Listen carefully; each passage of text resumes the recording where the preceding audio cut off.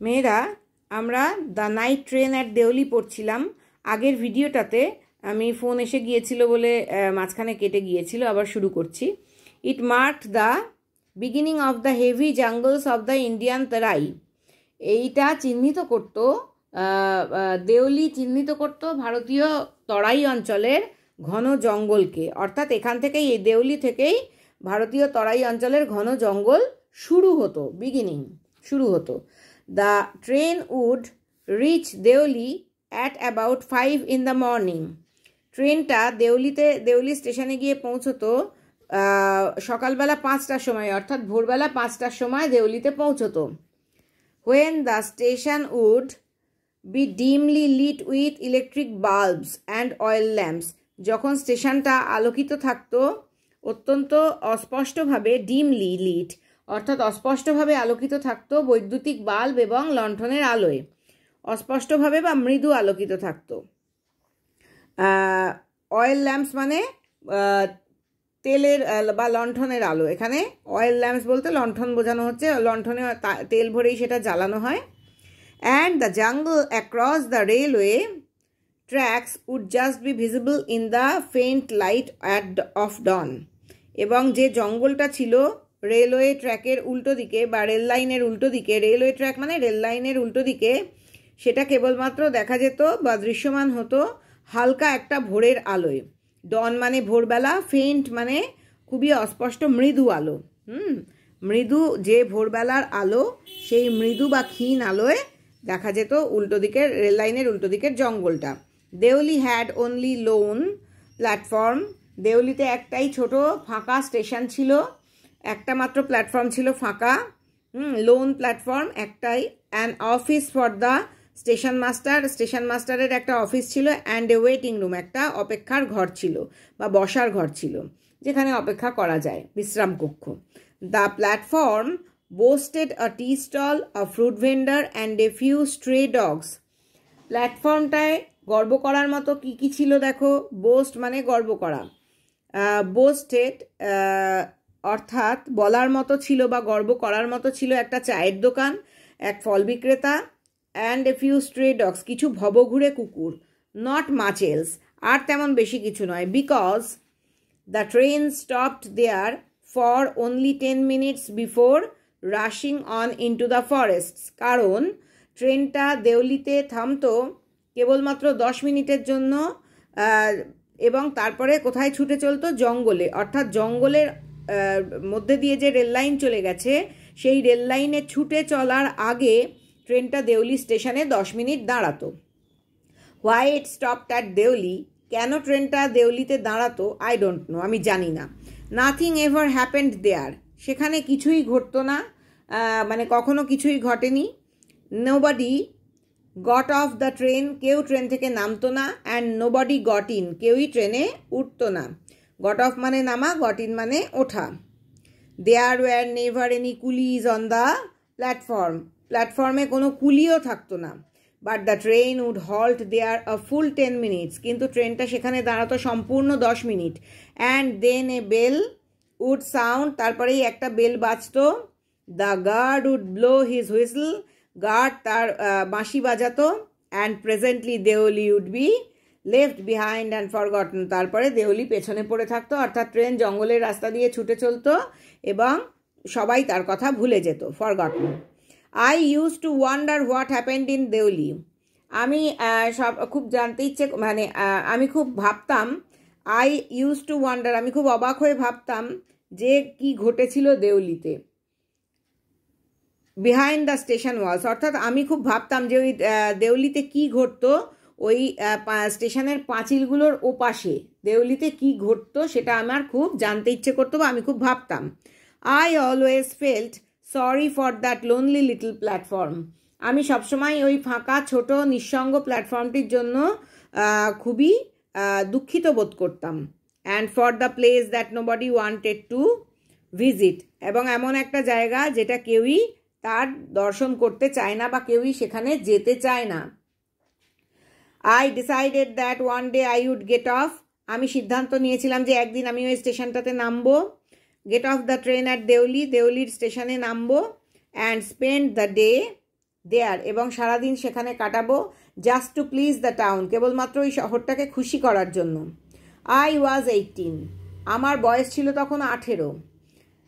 Visiting my grandmother, আমি আমার ঠাকুমার বাড়ি যাচ্ছিলাম। And the night train stopped at Deoli, রাতের ট্রেনটা দেউলিতে থামলো।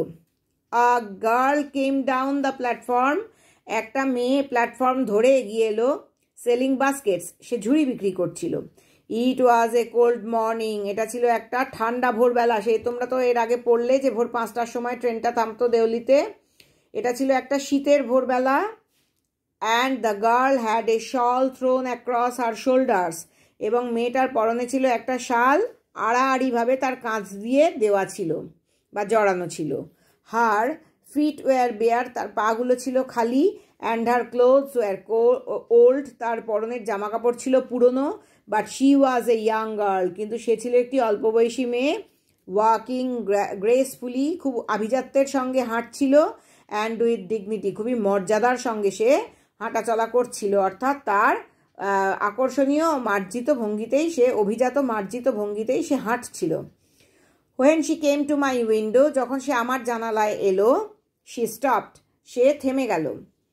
She saw that I was looking at her intently, সে দেখলো যে আমি খুব গভীর আগ্রহ নিয়ে তার দিকে তাকিয়ে আছি। ইন্টেনশন থেকে ইন্টেন্টলি মানে মনোযোগ সহ বা আগ্রহ সহ।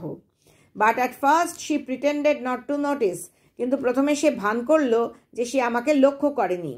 শি হ্যাড এ পেল স্কিন, তার ছিল একটা ম্লান বা বিবর্ণ চামড়া,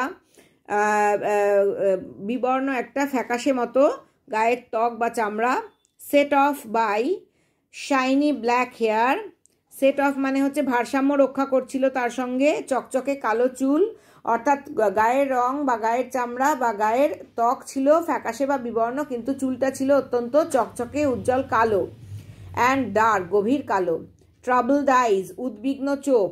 and then those eyes searching and eloquent met mine, এবং তারপরে তার চোখ দুটো কিছু একটা খুঁজছিল বা মানে খুঁজছিল, অনুসন্ধিৎসু বলা যায়।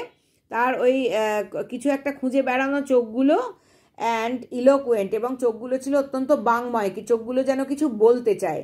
সেই চোখের মেট মাইন, আমার চোখের সঙ্গে বা আমার দৃষ্টির সঙ্গে তার মানে তার সঙ্গে আমার দৃষ্টি বিনিময় হলো, বা তার ওই অনুসন্ধিৎসু বাংময় চোখ আমার চোখে পড়ল। She stood by my window for some time, সে দাঁড়িয়ে পড়লো আমার জানলার পাশে কিছুক্ষণ। And neither of us said anything, আমাদের দুজনের মধ্যে কেউই কোনো কথা বললাম না।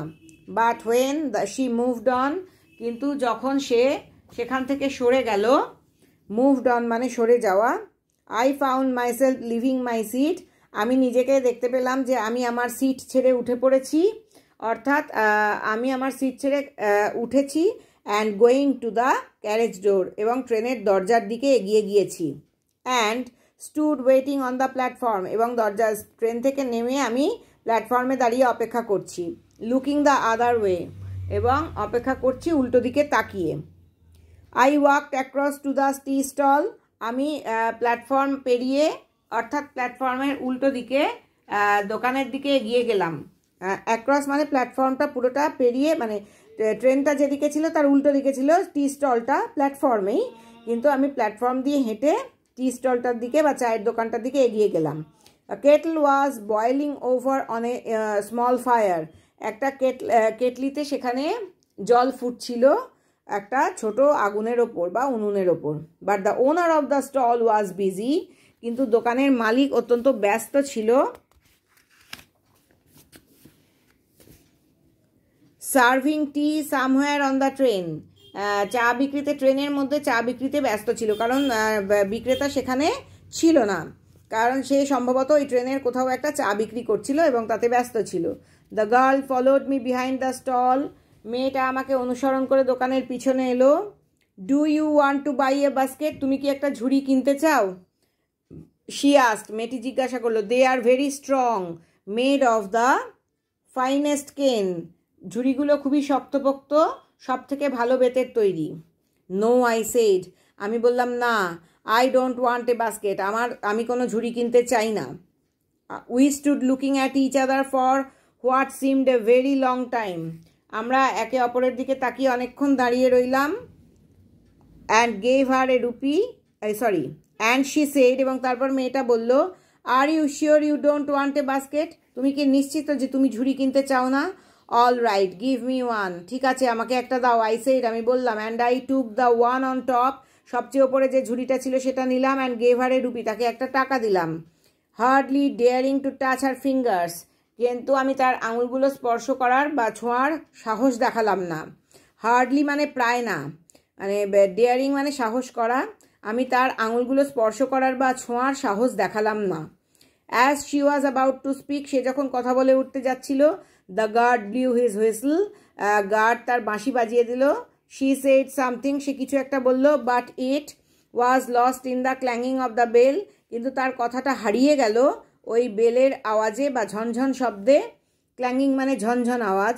And the hissing of the engine, এবং ইঞ্জিনের হিসিস শব্দ, অর্থাৎ গার্ড বেল বাজানো মাত্র ওই আওয়াজগুলো হতে শুরু করলো, বেলের ঝনঝন আওয়াজ, ইঞ্জিনের হিসিস আওয়াজ, তার কথাটা হারিয়ে গেল। I had to run back to my compartment, আমাকে দৌড়ে আমার কম্পার্টমেন্টে ফিরে আসতে হলো। The carriage shuddered and jolted forward, ট্রেনটা কেঁপে উঠল এবং ঝাঁকুনি দিয়ে এগিয়ে চলতে লাগলো। আজ এই পর্যন্তই থাক।